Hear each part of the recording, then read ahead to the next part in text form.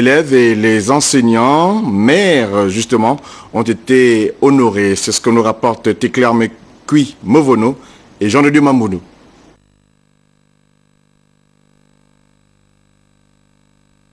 Conception, en partenariat avec l'association des parents d'élèves, a tenu à honorer les mamans des élèves et les enseignantes mères de cet établissement à l'occasion de la fête des mères. Les festivités placées sous le thème « La femme et la tension artérielle » ont été ponctuées par diverses activités.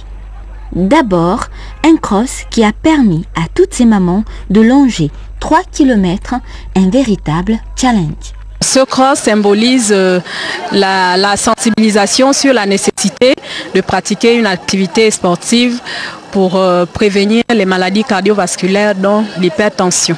Pour des mamans qui n'ont pas l'habitude de courir, je dois dire que c'est une réussite. S'en est suivi 2 conférences débats, l'une sur les maladies cardiovasculaires animée par le docteur Antchoué Amboroué, cardiologue. Une bonne hygiène de vie commence par une alimentation saine, par la pratique d'exercice physique de manière régulière, par un sommeil de bonne qualité et en quantité suffisante. Et donc ce sont toutes ces petites mesures qui peuvent donner de grands résultats pour lutter contre l'hypertension artérielle. Les bonnes habitudes se prennent dès la naissance. Et souvent on entend dans nos hôpitaux les patients nous dire « Oh docteur, c'est dans la famille, c'est dans le sang ».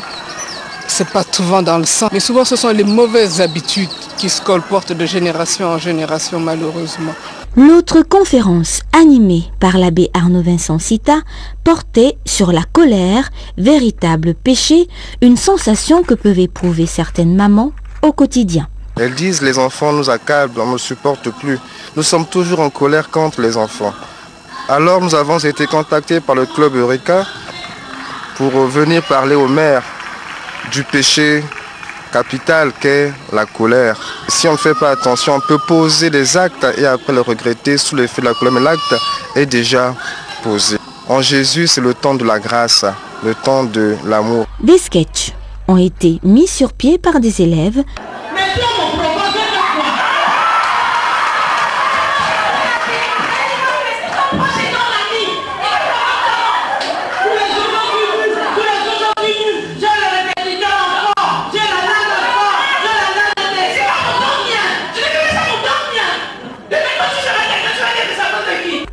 Les festivités ont pris fin avec la remise de présents à plusieurs mamans.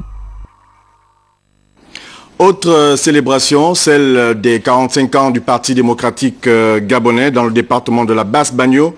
Les ministres originaires de la province de la Nyanga, Séraphin Mundunga, Étienne Dieudonné Ngoubou et Aimé Popa Ndouti Mouyama ont rehaussé de leur présence l'éclat de la cérémonie aux côtés de hiérarques de cette formation politique, notamment Angélique Ngoma, compte rendu Isabelle Bécalé et Wilfried Mpiga Mvouamba. En foulant le sol de Mayumba, les autorités politiques venues célébrer les 45 ans du PDG, accueillies pour les usages protocolaires, ont ensuite, par un bain de foule, apprécié le pas folklorique des militants du PDG.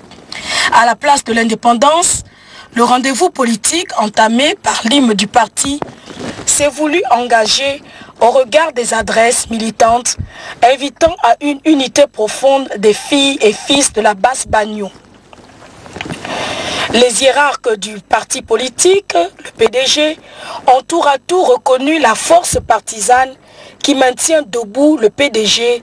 Reste, diront-ils, aux acteurs politiques de préserver les acquis pour embarquer dans la locomotive de l'émergence.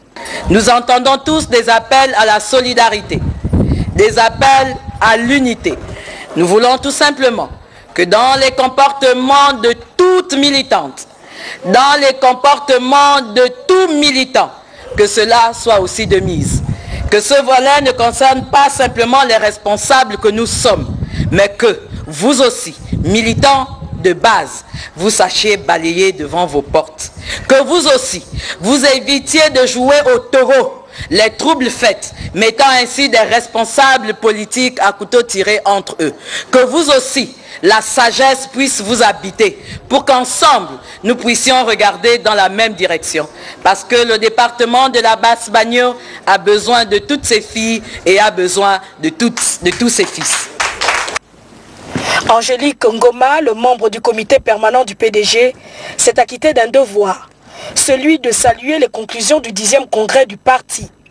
L'entrée dans l'arène politique d'Étienne Dieudonné Ngoubou au bureau politique et d'Alain Ditona au Conseil national marque le nouveau départ impulsé par le distingué camarade président Ali Bongo Ondimba. Et comme la répétition est pédagogique, disent les enseignants, Séraphin Moudunga, membre du comité permanent, a réitéré un propos qui convie tous les leaders à accompagner une politique qui tend au développement de la localité. Avec les travaux de la route qui sont en train de s'effectuer, avec le pont qui va bientôt finir, d'autres projets vont être lancés par le président de la République ici à Mayumba et dans notre province. Notons que nous devrions lui apporter un soutien franc. Un soutien chacun où il se trouve. Les parlementaires, les membres du gouvernement, les membres du parti, tout le monde, nous devrons le soutenir.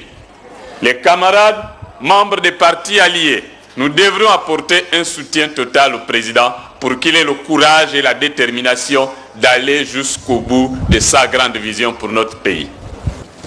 Le défilé a révélé la mobilisation des militants et militantes.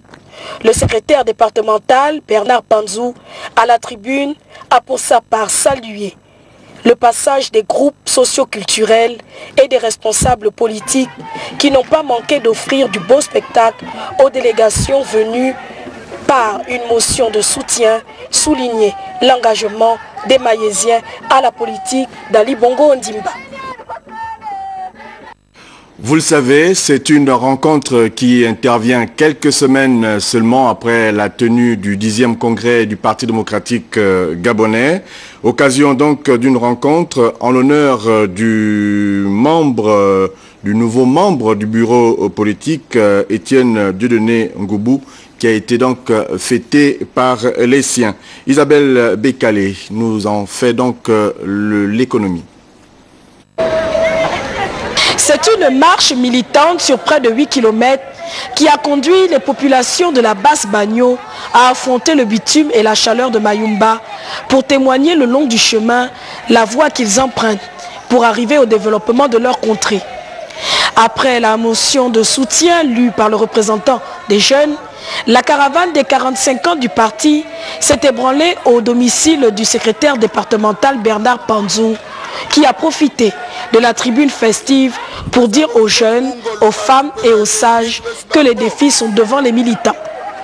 Au rythme des sons du terroir, les militants ont marqué un attachement franc aux idéaux du distingué camarade président du Parti démocratique gabonais, Ali Bongo Ondimba. La résidence du membre du bureau politique, Étienne Dieudonné Ngoubou, a enfin servi de cadre au terme des festivités de ce 12 mars en différé. L'ambiance a réuni les fils et filles qui ont d'ailleurs choisi de danser sur une même note des sonorités des tam-tams et autres instruments de musique. Le bain de foule avec les groupes socioculturels a constitué l'essentiel.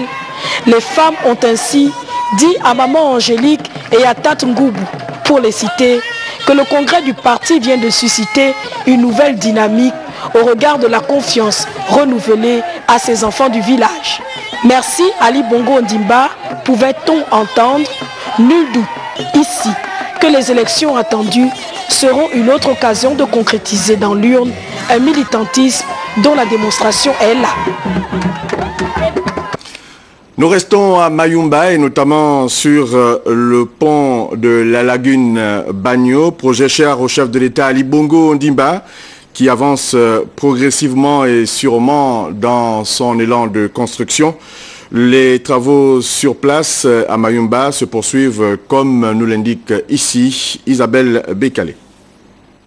Ce pont qui va relier les villages du département de la Basse-Bagno à la commune de Mayumba est une réponse du chef de l'État Ali Bongo Ondimba à la demande croissante des populations ninoises Au nombre des objectifs, le pont de Mayumba vise, entre autres, de relancer l'activité socio-économique en désenclavant la région afin de favoriser la circulation des personnes et des biens. Le pont, comme vous voyez ici, il y a deux ponts. Il y a un plus large qui fait 10 mètres de largeur, c'est pour les voitures. Il y a deux routes prévues, 3,50 m pour chaque côté pour les voitures, plus 1,50 m et 1,50 m qui sont les trottoirs. Il y a l'autre petit pont qui est à côté, bon petit c'est pour dire, ça fait 6 mètres et 10, excuse-moi, de largeur sera pour les chemins de fer. Pour la matérialisation de ce pont, à la fois ferroviaire et routier, l'entreprise Sericom Gabon, filiale du groupe Santulo, a puisé dans la ressource humaine locale. Ici, la traversée en bac ne sera plus qu'un souvenir dans un peu plus de 12 mois. Bon, les travaux du pont, disons que c'est entre 70 et 72% au niveau du pourcentage.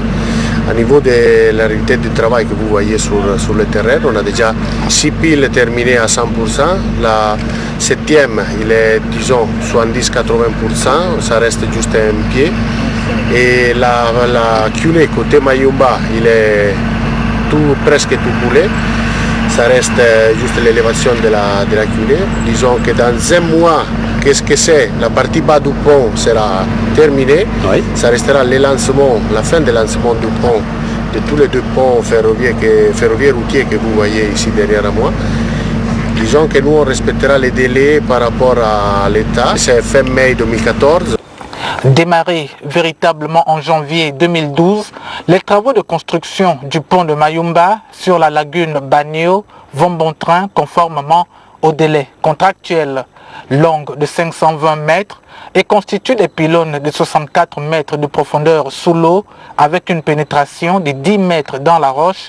La structure, un amas de ferraille et de béton, prend forme et s'impose avec assurance entre les deux rives. Nous restons à l'arrière-pays pour